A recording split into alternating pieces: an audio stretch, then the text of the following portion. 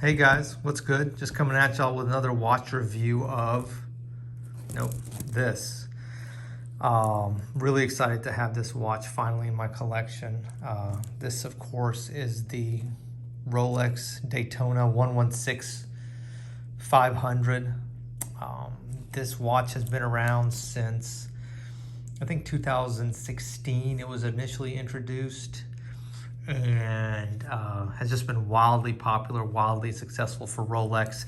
And I just finally had the opportunity to get one, and I just wanted to share it with you. I have talked about this watch a lot in some of my other videos and compared a lot of my other watches with it, but I wanted to talk a little bit about it compared to those watches now that I finally have it.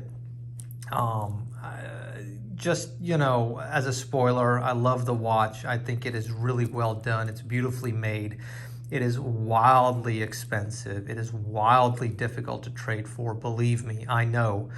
But I think it represents just, maybe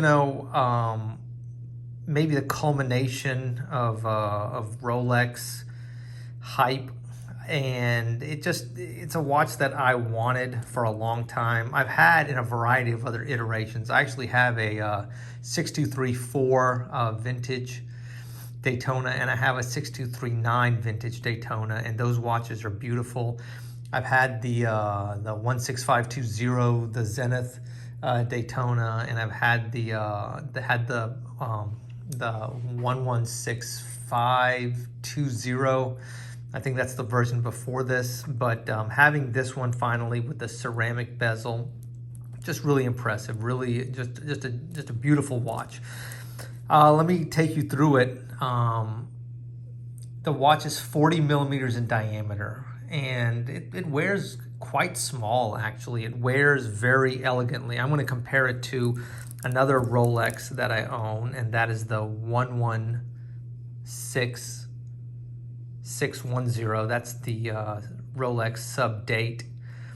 This is the previous version. So this is the 40 millimeter version of the watch, not the current 41 millimeter version of the watch.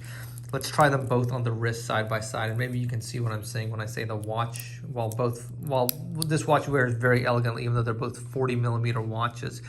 And you'll see this a little better whenever I show you some different angles and some different views. So that's the Daytona on my wrist. Like I said, 40 millimeter watch. Man, this watch is beautiful. It looks really cool.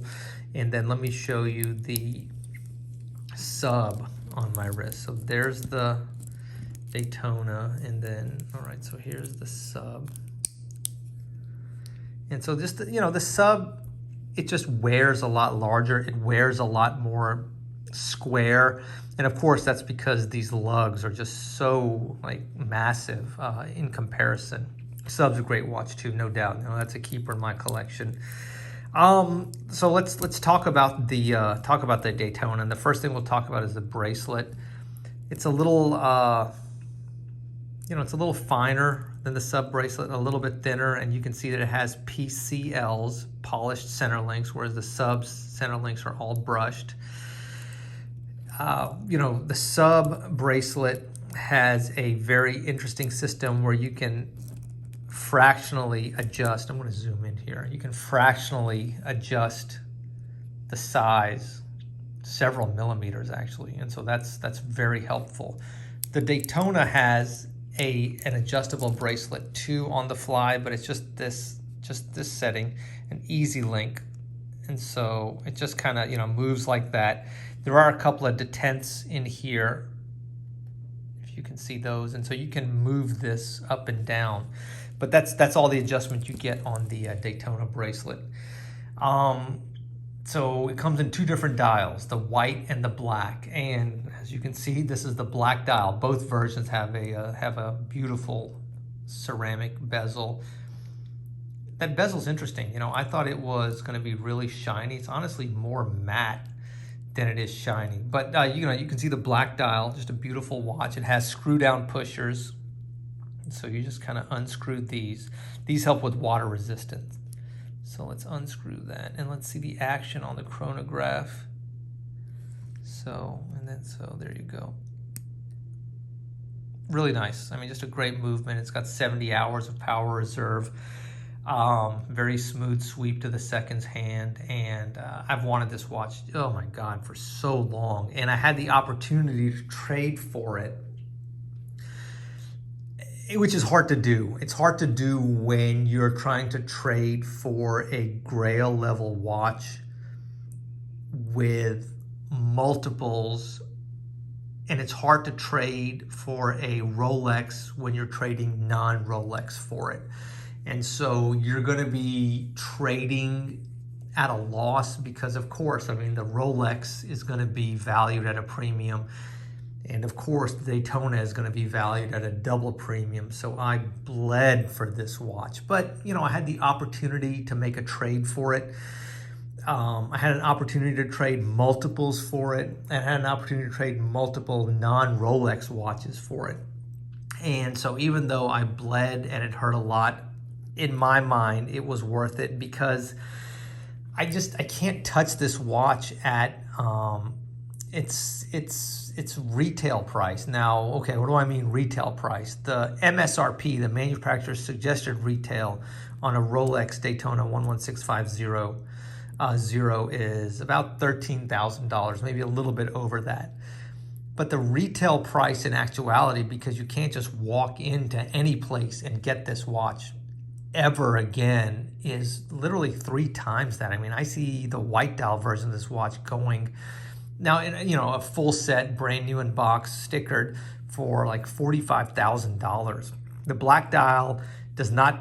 I mean, of course, it trades at a large premium, but it's more like instead of like $45,000, it's probably trading between, I don't know, maybe like $37,000, $38,000, $39,000, $40,000. I mean, that is a bucket of cash for a stainless steel sport Rolex, you know, current production model.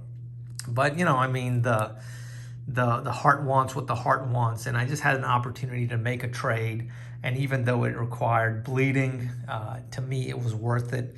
Take a look at the dial. A lot of stuff going on in the dial, you know, a lot of writing, but it just looks cool. It's just super legible.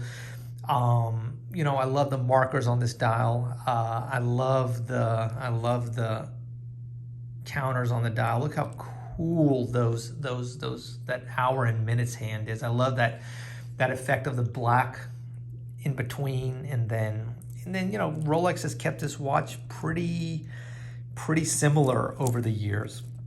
Let's put it on the wrist and see how it looks. Okay, give me a second. Okay, let's put this thing on and kind of see what it looks like and, you know, what it feels like on the wrist. Really comfortable, you know, great size, just fits really easily. And I think it can work for a wide variety of wrists. I think one of the big reasons why this watch has had such popularity and such enduring popularity is it's a Grail watch, but it's a watch that a lot of different kinds of people can wear. Men can wear it, women can wear it. It goes with anything. People with small wrists like me can wear it. People with large wrists can wear it. And it has like a tremendous amount of presence. You know what I mean? It has a tremendous amount of gravitas, if you will, because just the watch is so well known, even in non-watch circles, that it's hard to explain.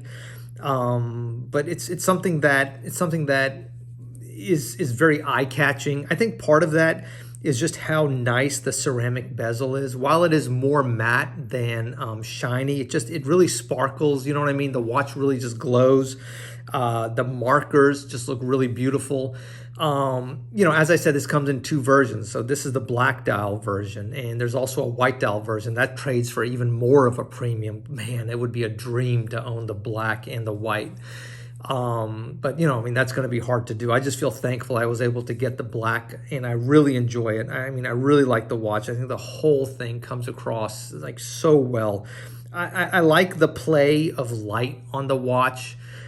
to me, it's very reminiscent of like an Audemars Piguet, like a Royal Oak offshore kind of, you check out my video of my Royal Oak offshore navy, but just the play of light off the polished and the brushed segments of the watch.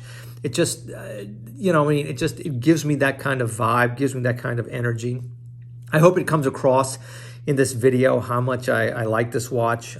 It's just cool, and it's cool when a watch that you have lusted after, wanted for a long time, and when a watch that you have literally bled for, when you finally get it.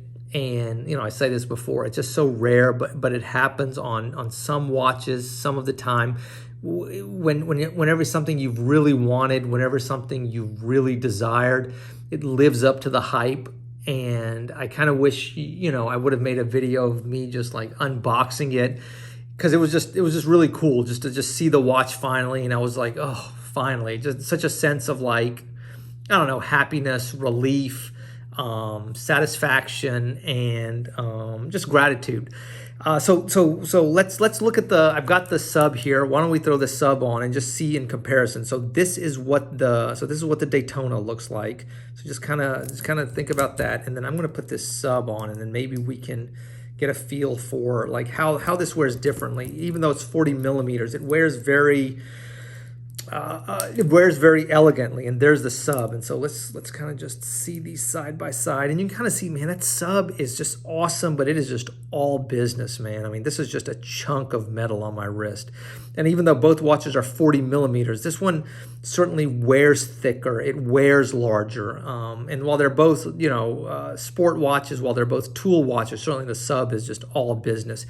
In fact, I would say that the Daytona wears much more like my day date 40 than it does like a sub or another sport watch.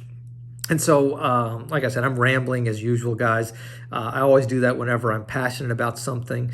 I hope you like this quick look, very quick look, too quick look at a watch that I've wanted for a long time. This is the Daytona. This is the ceramic Daytona. This is the, this is, in my mind, there are 3 or 4 watches that are like, I don't know. I mean, what am I trying to say? That are it watches. You know what I mean? I think of the Royal Oak. I think about the Nautilus, and I think about the Daytona. And so if you're playing in that field, in that rarefied air, I don't know. I mean, the Daytona is something of a bargain. I mean, to get a basic Nautilus, I'm talking about like a 5711, a blue dial Nautilus. I mean, you're looking at over $100,000. You're probably looking at 120, 130. That's a bargain for that watch.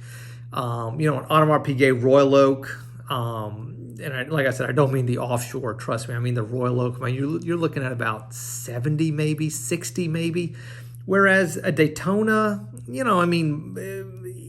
this was used but not abused. This was in good condition. I was able to trade for it. I was able to trade non-Rolex for it, and I was able to trade multiples for it. Of course, I bled for it, and I had to add a bunch of cash for this watch, but it's still attainable. You know what I mean? It's something that, like, you can stretch for. You can still get it. Okay, I'm not.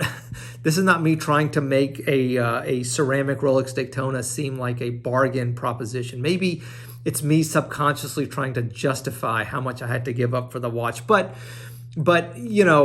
I follow the 1.5 second rule when it comes to watches, and that is, if I don't know in a second and a half if it's not the one for me, then I know eventually it's going to be gone.